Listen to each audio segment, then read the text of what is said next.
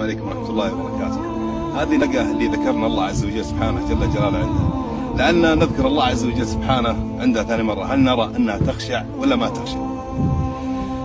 سبحان من تواضع كل شيء لعظمته، وذل كل شيء لقدرته، ودنا كل شيء من مخافته، عماد من لا عماد له، سند من لا سند له، القلوب له مفضية والسر عنده علانية، يعلم مثاقيل الجبال ويعلم مكاييل البحار، يعلم ما في وعرها وما في قعرها، خالق كل شيء بيده كل شيء جل جلاله في علاه، هو الذي أخرج المرعى، هو الذي جل جلاله في علاه أمره بين كن فيكون، قادر على كل شيء، بديع السماوات والأرض، أبدع في خلق العرش، أبدع في خلق جبرائيل، أبدع في خلق ميكائيل، أبدع في خلق إسرافيل، أبدع في خلق الجنة، أبدع في خلق النار، لا إله إلا هو جل جلاله في علاه، هو الذي تواضع كل شيء لعظمته وذل كل شيء لقدرته، عماد من